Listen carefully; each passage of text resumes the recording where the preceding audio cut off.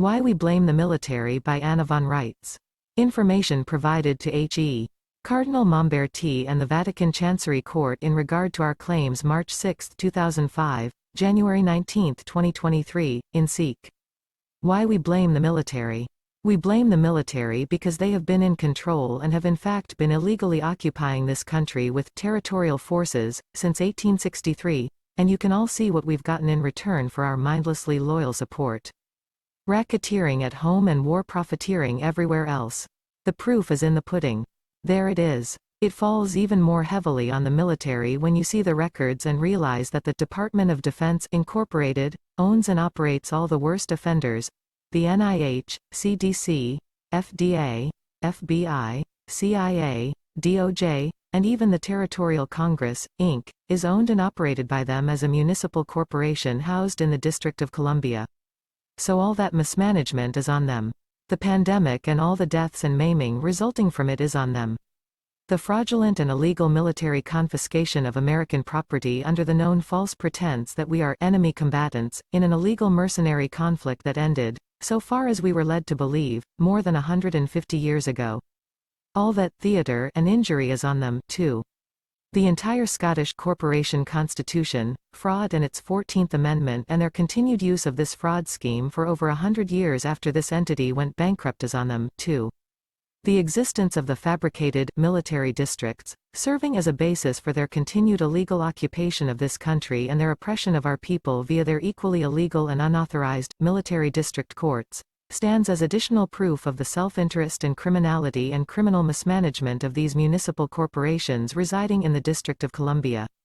These military districts and their courts were supposed to go away once our courts were re-established in the southern states, ex parte Milligan, 1866, and instead, even long after our courts were functioning, these yahoos created new, military districts, for themselves and more, military district courts, to illegally, unlawfully and immorally confiscate property from average Americans under color of law.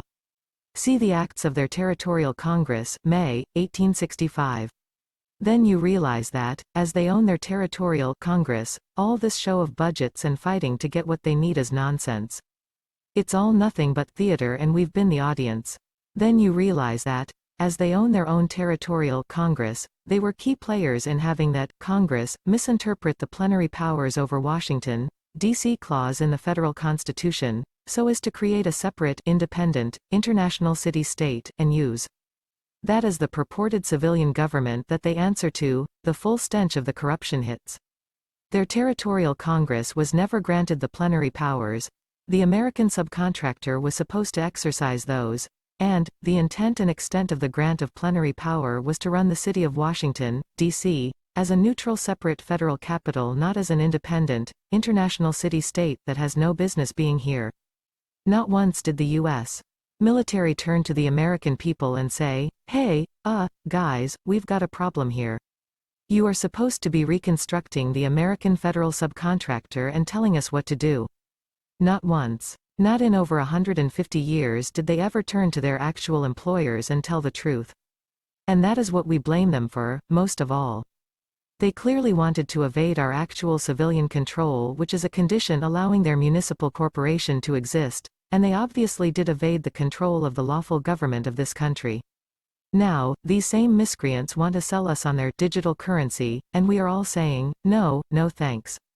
This is because the municipal corporations residing in the District of Columbia have pulled all sorts of unlawful schemes with money, too, including passing off their IOUs, Federal Reserve notes, as legal tender under force and duress and not crediting the other side of the ledger, what we gave them in exchange for their debt notes.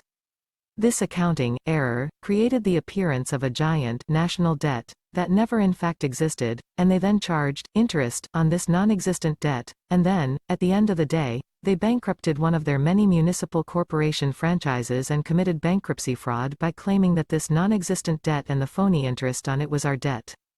It's not our debt. It's a debt owed to us, to the extent that it ever existed at all.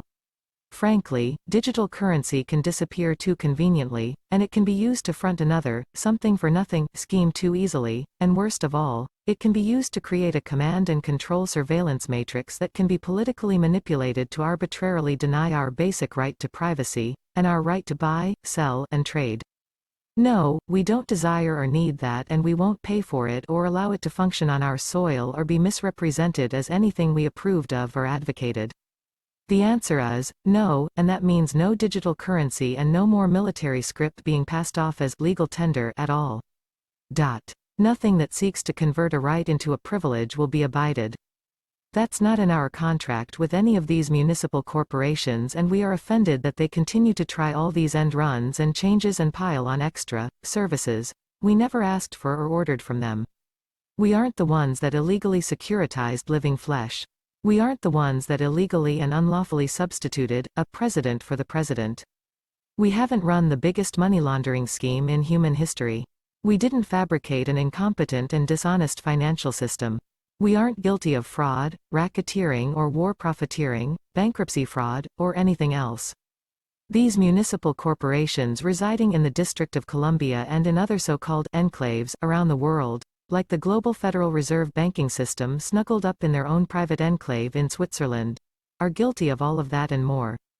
Most of all, we are not the object of the command and control of these municipal corporations. They are the object of our command and control, instead. They can take their XRP and all the rest of their gobbledygook digital currency and QFS blather and shove it, and that's straight from the actual unincorporated Federation of States. We wish for a simple transparent system to return prepaid credit to the victims of all this chicanery and a cash system based on actual assets that uses carriage accounting. We have built that for ourselves and for our military to use from now on. It may be old school, but it's honest and it works. These municipal corporations residing in the District of Columbia are the ones that need to be monitored and surveilled and kept out of other people's pockets.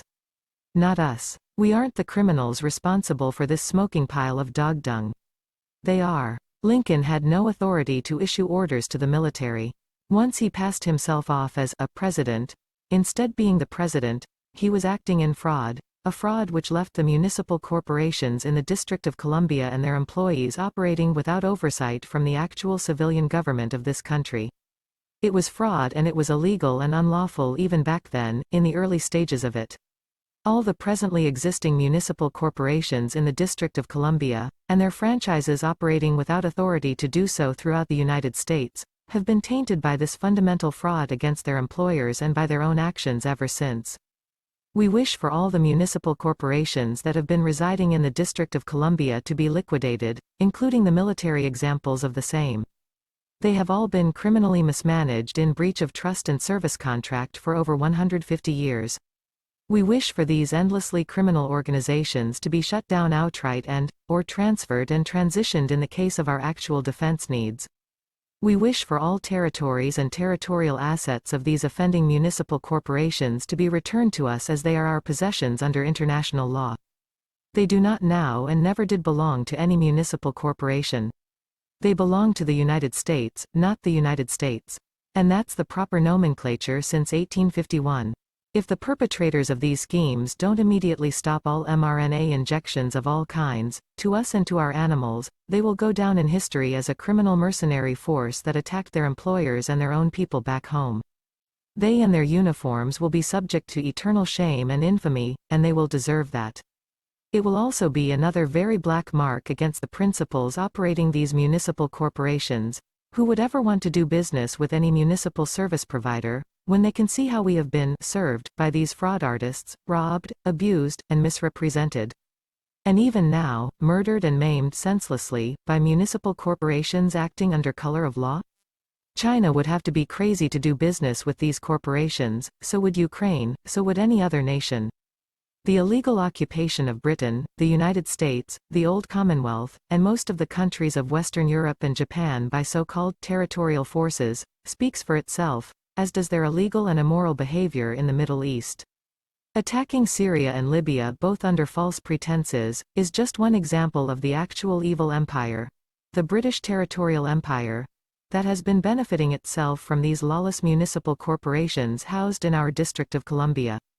These municipal corporations residing in the District of Columbia and in other enclaves around the world have become famous for their predatory meddling and self-interest in every instance from Angola to Venezuela and Zimbabwe, forcing changes of government, selling weapons to both sides of every conflict, imposing on other governments to allow criminal activities in their countries, stripping the natural resources out of other countries, and all of it adds up to nobody trusts them and nobody wants to do business with these cretins.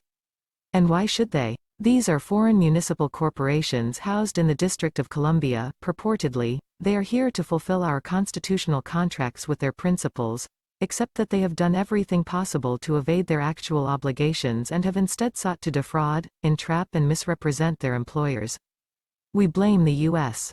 military for all of this skullduggery, malfeasance, misrepresentation, misadministration and outright crime, because they literally own and make profit from the organizations responsible for it.